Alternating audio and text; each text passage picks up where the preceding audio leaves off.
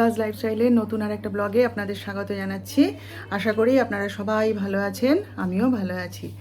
তো আজকে হচ্ছে গিয়ে বৃহস্পতিবারের সকাল, এখন বাজে হচ্ছে 11:45। তো আজকে পুজো করে উঠতে উঠতে প্রচুর দেরি হয়ে গেছে জানেন তো।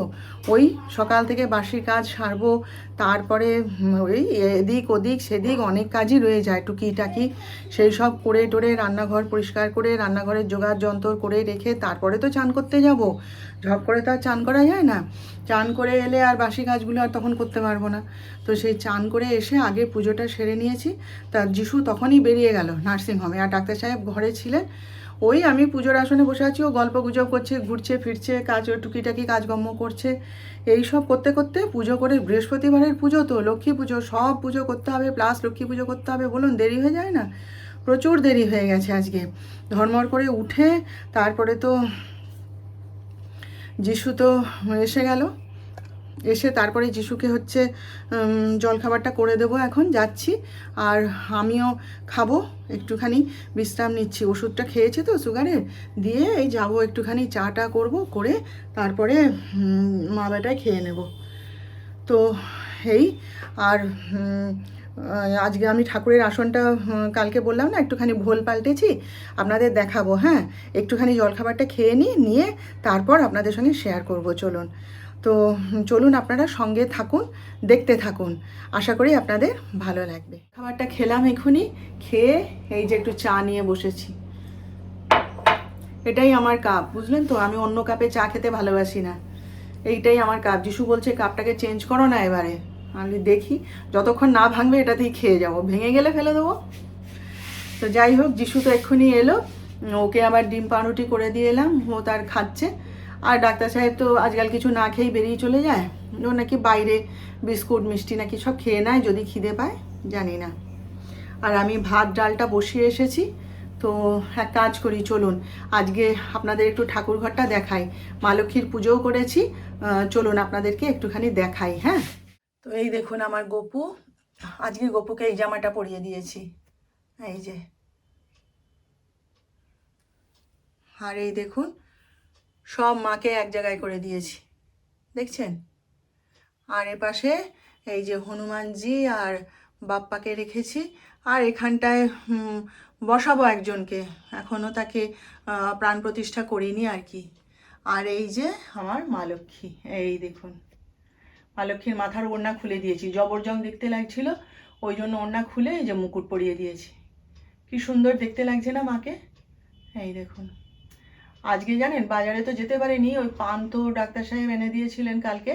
আর আজকে বাগান থেকে এই দেখুন কত বড়, এই দেখুন কত বড় একটা আম ডাল ছেড়ে দিয়েছিল।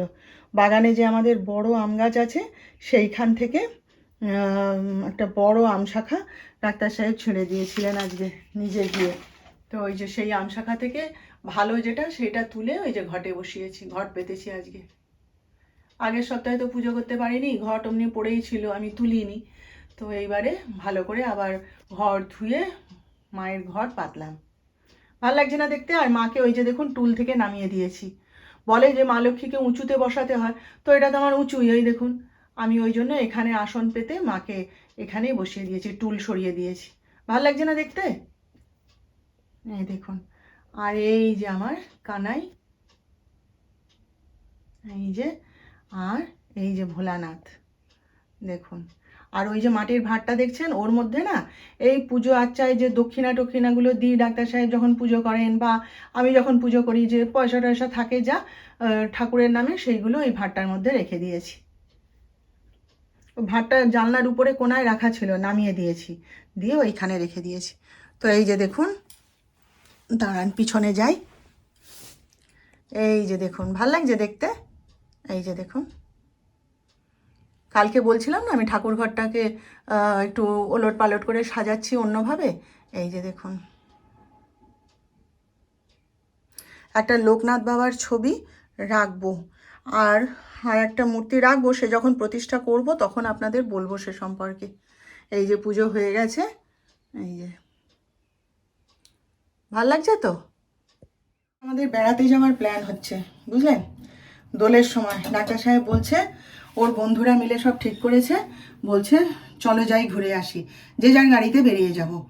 তো দেখা যাক কোথায় যাব কি যাব, এখনও কোনো কিছু ঠিক হয়নি, তবে দূরে কোথাও যাব আর কি, মানে চেনা পরিচিত জায়গা নয়, অপরিচিত জায়গায়, অচেনা জায়গায় যাওয়া হবে আর কি, ঠিক করা হয়েছে। তো দেখা যাক। বলছে চলো, যিশু বড় হয়ে গেছে, আর তো এখন কোনো দায় দায়িত্ব নেই, যিশু এখন নিজেরটা নিজে বুঝতে শিখেছে, ছেলে মানুষ হয়ে গেছে, এবার ছেলে প্রতিষ্ঠিত হবে, বিয়ে থা দেবো, ব্যাস আমাদের হাত পা আরও খালি। তো চলো তুমি এবার আমার সাথে ঘুরে ঘুরে বেড়াবে, ঘরে থাকলেই তো শুধু সংসার সংসার সংসার, আর সংসারের কাজ এত তো করলে সারা জীবন ধরে, আর করতে হবে না, এবার একটুখানি হাত পা খালি করো, চলো আমার সাথে আমরা ঘুরে ঘুরে বেড়াবো, যতটা পারি ঘুরবো। তাই আমিও ভাবছি জানেন তো, বেরিয়েই যাব বেড়াতে এবারে। প্রত্যেক বছর দোল পূর্ণিমাতে ঘরেই থাকি, আগে রং টং খেলতাম আত্মীয় স্বজন পাড়া প্রতিবেশীর সঙ্গে, তাও আগের বছর থেকে সেটাও বন্ধ করে দিয়েছি নানা কারণে। আমি বলি না, দরকার নেই। তো ভাবছিলাম এবারে ওই দোল পূর্ণিমার দিন আমাদের হরি মন্দিরে আমার কাজের দিদিকে নিয়ে একটু যাব, গিয়ে ওখানে বসবো, ওখানে খুব সুন্দর উৎসব হয়, খুব বড় উৎসব হয় দোল পূর্ণিমার, সেটাই একটু দেখবো। তা ডাক্তার সাহেব বলছে যখন, তখন একটু ইচ্ছেও করছে জানেন। তাই আমিও চিন্তা করছি জানেন, যে এই 27-28 বছর ধরে সংসারকে তো অনেক কিছু দিলাম, অনেক করলাম সংসারের জন্য, হ্যাঁ, বউ হয়ে, স্ত্রী হয়ে, মা হয়ে, বোন হয়ে, বিভিন্নভাবে নিজেকে সংসারে দিলাম, অনেক কিছুই দিলাম। তো এবার একটু নিজের জন্যে ভাবি, বয়স তো হয়ে গেল তাই না। তাই ভাবছি যে ছেলেটা তো বড় হয়ে গেছে, আর যিশু বলে দিয়েছে আমার জন্য কোনো চিন্তা করতে হবে না, আমি যে এত বছর বাইরে ছিলাম তুমি কি আমায় দেখেছো, আমি আমার ঠিক বুঝে নেব। তো ভাবলাম ঠিক আছে, বেরিয়েই পড়বো, যাব। কোথায় যাব কি যাব আপনাদের জানাবো নিশ্চয়ই, যদি যাওয়া হয়। এখনো পর্যন্ত সেভাবে কোনো ফিক্সড প্ল্যান হয়নি, একটা কথা হয়েছে আর কি, তাই আপনাদের জানালাম। আর গেলে পরেও ওর বাবার চেনা জানা দোকান আছে, সেখানে বলে দিয়ে গেলে যিশুর জন্য খাবার দিয়ে চলে যাবে। আর নইলে ওকে ওর বাবা টাকা দিয়ে যাবে, ও অর্ডার করে খেয়ে নেবে, সেটা ওর খাওয়া দাওয়া নিয়ে কোনো ব্যাপারই নয়। আর ঘরে তো রয়েছে, কোনো চিন্তা নেই। যিশু তো আমাকে ঠেলে পাঠাতে চায়, তাই বলছি পাটা আগে সুস্থ হোক, তারপরে সব চিন্তা করব। পাটা তো একটা টেনশন না। বলছে বাবা দোল পূর্ণিমা পর্যন্ত কি তোমার পা কি ওই রকম থাকবে নাকি, আমি কি ওরকম থাকতে দেব, ওষুধ খাচ্ছ, আমি পা ঠিক করে দেবো, কোনো চিন্তা নেই, আমি তো নিয়ে যাবো তোমাকে, তুমি তো আমার সঙ্গে যাবে, তোমার চিন্তা কেন। তাই বলি না, সবসময় ওই একটা টেনশন, ঘোরাফেরা ছুটা দৌড়া সবই করছি, কিন্তু ওই যে পায়ের মধ্যে একটা ফ্লুইড জমে রয়েছে না, ওইটা একটা বড় টেনশনের কারণ আমার। বলে তোমাকে কোনো টেনশন করতে হবে না, ওটা তো আমার দায়িত্ব, আমি বুঝবো ঠিক। তো দেখি কোথায় কি করব না করব জানি না, হলে আপনাদের জানাবো, এখন থেকে একটু জানিয়ে রাখলাম আর কি, বুঝলেন তো। পুঁটি মাছ দিয়ে, এই যে দেখুন পুঁটি মাছ দিয়ে আজকে তেঁতুল দিয়ে মাছের টক বানালাম জানেন, খুব ইচ্ছে করলো আজকে তেঁতুল দিয়ে মাছের টক খেতে। তো ব্যাপারটা হচ্ছে এই যে খুব সোজা, এই যে দেখুন তেঁতুলের কাত বের করে নিয়েছি, জলের মধ্যে তেঁতুলটা একটু ভিজিয়ে রাখতে হয়, হয়ে তেঁতুলের কাত বের করে নিতে হয়, নিয়ে তারপরে এই যে তেঁতুল দিয়ে মাছের টক করলাম, 5 ফোড়ন দিয়েছি, হলুদ দিয়েছি, যেমন দিতে হয়, একটু নুন দিয়েছি। আর তেঁতুলের টকে ব্যাপারটা হচ্ছে একটু চিনি দিতে হয়, তো মানে একটু টক মিষ্টি স্বাদ হবে আর কি। তা আমি তো চিনি দিতে পারবো না, ওই জন্য আমি একটু সুগার ফ্রি দিয়েছি। দিয়ে এই যে আজকে খুব ইচ্ছে করলো একটুখানি তেঁতুল দিয়ে টক বানাই, সেই জন্য এই যে আজকে বানালাম, বুঝলেন তো। কি কি রান্না করলাম, হ্যাঁ আচ্ছা, এখানে হচ্ছে ডিমের ঝোল, এটা হচ্ছে মাছের ডিমের বড়া, আর এই হচ্ছে মসুর ডাল, আর এখানে হচ্ছে এই যে পুঁটি মাছের তেঁতুল দিয়ে টক, ঠিক আছে। আর এই যে এখানে পাঁপড় ভাজা করে নিয়েছি, এটা যিশুর জন্যে, কারণ যিশুকে এখন খেতে দেবো। ব্যাস এই হচ্ছে আজকের রান্না। সকালের জামা কাপড়গুলো সব কেচে দিয়েছিলাম কালকে, বুঝলেন তো। তো সেগুলো দড়িতে মেলা হয়েছিল, তারপরে তো জামা কাপড় মেললাম ওখান থেকে, সেই জন্য তুলে নিয়ে চলে এসেছি। এবার একটু একটু ভিজা আছে, এই যে একটু একটু ভিজা আছে, সব এইখানে রেখে দিয়েছি, ও হাওয়ায় হাওয়ায় শুকনো হয়ে যাবে। এই যে এই 4টে ভিজে মানে কেচে দিয়েছিলাম কালকে, আরও 1 বালতি ওখানে রাখা রয়েছে, সব ওই টুকিটাকি বিভিন্ন জিনিসপত্র, গামছা ঠামছা, সেগুলো ভাবছি সন্ধ্যাবেলায় ভিজিয়ে নিয়ে কেচে দেবো, এখন আর ভাল লাগছে না জানেন তো। চলুন এগুলো এখানে থাক, আজকে সব এক লটে খাওয়া হয়ে গেছে আমাদের, আমরা খেতে বসবো, আমি গোপালকে অন্ন দিয়ে উঠছি, আর ডাক্তার সাহেবও চলে এলেন। তো আমি, ডাক্তার সাহেব, যিশু সব একসাথে খেয়ে নিয়েছি আজকে, ঝামেলা চুকে গেছে, ওই তো 3:30 বাজে। এবারে ভালোই হয়েছে, বেশ অনেকখানি একটু বিশ্রাম পাবো, তাই না? অনেকক্ষণ একটুখানি রেস্ট নিতে পারবো। দেখি, একটু বাজারে যাওয়ার ইচ্ছা ছিল, যিশুকে বলেছিলাম যে বিকেলবেলায় আমাকে আজকে নিয়ে যাবি। তা হাসছে, বলছে আচ্ছা মা নিয়ে যাব। তারপরে তো যে ডাক্তার সাহেব এলো, বলছে না যেতে হবে না, পাটা সেরে এসছে, থাক আমি এনে দেবো। তা বলে দিয়েছে কি কি লাগবে না লাগবে। ভালোই হয়েছে, একটুখানি পাটা টান করে বসি, সকাল থেকে অনেক হুটোপাটি করেছি তো। আজকে আর নিক্যাপটা পরেছিলাম না, তো ওই নিক্যাপটা না পরলেও কি না পরলেও কি, দুপুরের দিকে না বেশ কনকন কনকন করে ওই ফোলা জায়গাটা। তো দেখি এখন নিক্যাপটা টাইট করে বাঁধবো, বেঁধে একটুখানি পাটা টান করে শোবো। চলুন, পরে সন্ধ্যাবেলায় চা খাবো যখন, আবার আপনাদের সাথে গল্প করব। Good afternoon. এখন বাজে হচ্ছে 5:45, জানেন? অন্ধকার এখনো হয়নি সেরকম, আধো আধো আলো আছে বাইরে। অদ্ভুত একটা স্বপ্ন দেখলাম, জানেন? স্বপ্ন দেখে ঘুমটা ভেঙে গেল। উঠে বসে তাই চিন্তা করছি, একটা মানে ঘোরের মধ্যে আছি বলতে পারেন, জানেন? গায়ে কাঁটা দিচ্ছে। একটুখানি ঘুমিয়েই পড়েছিলাম, ওই মোবাইলে দেখছিলাম সবার ব্লগগুলো, দেখতে দেখতে ঘুমিয়ে পড়েছিলাম একটুখানি। তারপরে যিশু বেরিয়ে গেল, যাওয়ার সময় বলে গেল মা আমি আসছি একটুখানি। তো কোথায় যাবি আর ঘুমের ঘুরে জিজ্ঞেস করিনি। আমি বললাম হ্যাঁ তুই দরজাটা লক করে দিয়ে যাবি বলে ও তো বেরিয়ে গেল। তারপরে একটুখানি চোখটা লেগে এসেছিল। হঠাৎ জানেন স্বপ্ন দেখছি, মানে কে যেন থালার মধ্যে আওয়াজ করছে। হ্যাঁ, থালার মধ্যে প্রদীপটা জ্বলছিল, প্রদীপটা সে নিভে যাওয়ার পরে যেন আগুন থাকে, সেই আগুন রয়েছে। আর কে যেন থালাটার মধ্যে ঠং ঠং করে আওয়াজ করছে। তখন আমি ধর্মর করে উঠে গেছি, গিয়ে কি ঘর কোন ঘর সেসব কিছু দেখতে পাচ্ছি না, শুধু দুটো ঘর দেখতে পাচ্ছি, অন্ধকার, বুঝলেন তো? আমি যে ঘরে ছিলাম সেই ঘর থেকে পাশের ঘরে উঁকি দিয়ে আমি বলছি ও হো অন্ধকার হয়ে গেছে বাবা, আয় চলে আমার কাছে আয় বলে আমি হাত বাড়িয়ে ডাকছি। আমি বলি আয় আয় চলে আয়, আমি এখানে দাঁড়িয়ে আছি আয় বলে ডাকছি। তো পরিষ্কার দেখছি কে যেন একটা আসন থেকে মানে হামাগুড়ি দিয়ে দিয়ে আমার দিকে এগিয়ে আসছে। পরিষ্কার আমি এটা বুঝতে পারছি, আমি হাত বাড়িয়ে দাঁড়িয়ে আছি, জানেন তো, কোলে নেব বলে। আর আমি পরিষ্কার দেখতে পাচ্ছি মানে বাঁ হাতে একটা বালা পড়া হাত, শুধু ওইটাকে দেখতে পাচ্ছি, অন্ধকারের মধ্যে দিয়ে আমার দিকে এগিয়ে আসছে, জানেন তো। আর আমি হাত বাড়িয়ে ডাকছি আয় আয়, আমি এখানে দাঁড়িয়ে আছি আয়। ধর্মর করে ঘুমটা ভেঙে গেল, জানেন তো। আমি কি হলো, কি দেখলাম এরকম স্বপ্ন, দিয়ে দৌড়ে উঠে গেছি, গিয়ে দেখছি ঠাকুরঘরটা অন্ধকার, আলো জ্বালা হয়নি। আমি মানে এই মানে সন্ধ্যা হয়নি, আলো রয়েছে, এরকম সময় না প্রতিদিন আমার ঝাড়বাতিটা জ্বেলে দিই ঠাকুর ঘরে। তো দেখছি ঠাকুরঘরটা অন্ধকার হয়ে রয়েছে আর ঝাড়বাতিটাও জ্বালা হয়নি। তাড়াতাড়ি দৌড়ে গিয়ে ঝাড়বাতিটা জ্বেলে দিয়ে গোপালকে প্রণাম করলাম, জানেন।